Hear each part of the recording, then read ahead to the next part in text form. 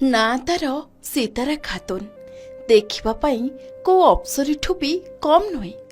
ଏଇ ଦେଖୁନାହାନ୍ତି, ନା ଯେମିତି ମୁହଁରେ ଚମକ ବି ଆକାଶର ତାରା ପରି।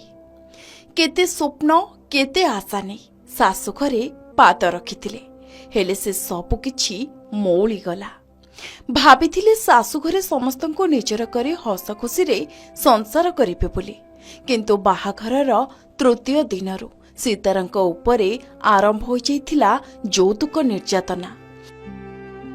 ଶାଶୁଘରର ଦାବି ଅନୁସାରେ ଟଙ୍କା ସୁନା ସବୁକିଛି ଦେଇଥିଲେ ସୀତାରାଙ୍କ ପରିବାର ଲୋକେ, ହେଲେ ବାହାଘରର 6 ମାସ ନ ପୂରୁଣୁ ଶାଶୁଘରୁ ଉଠିଲା ଝିଅର କୋକେଇ। ଝିଅର ମୃତ୍ୟୁ ପରେ ଭାଙ୍ଗି ପଡ଼ିଛନ୍ତି ପୁରା ପରିବାର। ବୁଝିପାରୁନାହାନ୍ତି ଏମିତି ଅଚାନକ କଣ ହୋଇଗଲା। ସୀତାରାଙ୍କ ବାପା ନାହାନ୍ତି, ସେ ଘରର ସବୁଠୁ ସାନ ଝିଅ ଥିଲେ। ବହୁତ ଗେଲ ବସରରେ ବଢ଼ିଥିଲେ ସୀତାରା, କିନ୍ତୁ ତାଙ୍କ ଜୀବନରେ ଏପରି ଝଡ଼ ଆସିଗଲା ଯେ ପୁରା ପରିବାରଠାରୁ ଚାଲିଗଲେ ବହୁ ଦୂରକୁ। ଏବେ ନ୍ୟାୟ ଆଶାରେ ଥାନାର ଦ୍ୱାରସ୍ଥ ହୋଇଛନ୍ତି ପରିବାର ଲୋକେ। ବାଲେଶ୍ୱର ଜିଲ୍ଲା ଭୋଗରାଇ ଥାନା ଅନ୍ତର୍ଗତ ମୌନାଲା ବସ୍ତିରେ ଘଟିଛି ଏହି ଅଘଟଣ। ସନ୍ଦେହଜନକ ଭାବେ ନବବଧୂର ମୃତଦେହ ଉଦ୍ଧାର ହୋଇଛି। ସୀତାରାଙ୍କ ବାପଘର ଲୋକେ ହତ୍ୟା ଅଭିଯୋଗ ଆଣିଥିବା ବେଳେ ଶାଶୁଘର ଲୋକେ ଫେରାର ଅଛନ୍ତି।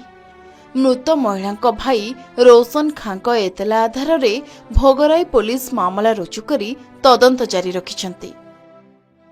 मोर घर देवलीहाट भौणी को बाहर देती भोगरी पिठापुरा मोल्ला बस्तीर मोर भौणी को पिटिकी मारी देछन। तारपरे सब समय যৌতুকর झगड़ा झाटी एटा सेटा करता मानसिक टर्चाओ आ बाकी तुमको मारी पिटिकी मर्डर कर देछन। तार घरवाला तार शाशु तार शशुर तार नंद नंदाई समस्ते मिटिकी मार देछन। कारण যৌতুক ली যৌতুক मु कही जे रमजान मास परे मु जाउची देई आसमी तार माने टंका पैसा किछि दाबी करथिले।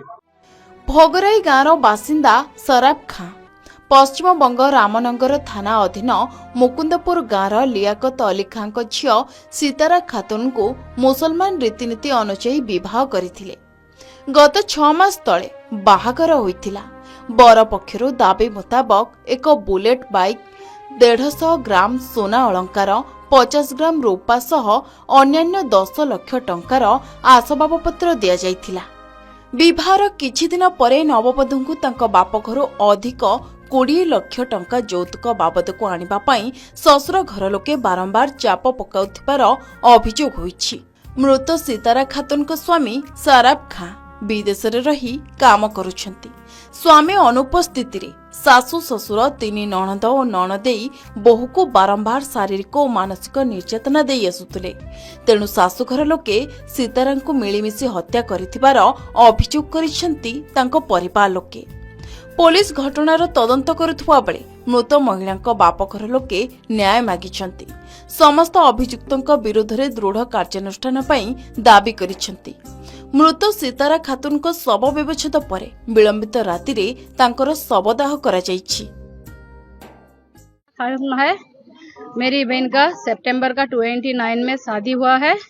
मैं सिंगापुर से आई हूँ 21 में। मेरी बहन का शादी में शादी करे, उसका शादी वहाँ हुआ। उसने बोला मुझे दीदी, वो मेरी छोटी बहन थी, ने बोला दीदी मुझे बुलेट देना, दीदी मुझे अच्छा बॉक्स पलंग देना, अच्छा मुझे देना, मुझे गोल्ड ऐसा बहुत सारा गोल्ड देना पूरा। मेरी वो छोटी बहन थी, मेरा बाबा नहीं, मेरा पापा नहीं थे, मेरे पापा नहीं है, तो हम लोग मेरी छोटी बहन जो डिमांड किया, क्योंकि हम लोग चाह रहे थे मेरी बहन जैसा खुश रहे, क्योंकि वो छोटी थी घर की, मैं चाह रही थी जो वो खुश रहे।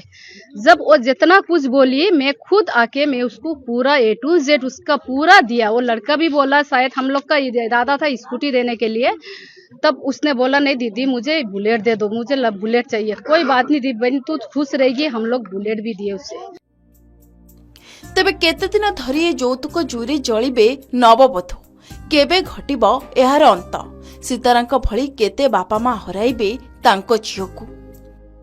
बालेश्वर जिला जलेश्वर राधागोविंद दास का रिपोर्ट, के न्यूज ओडिशा।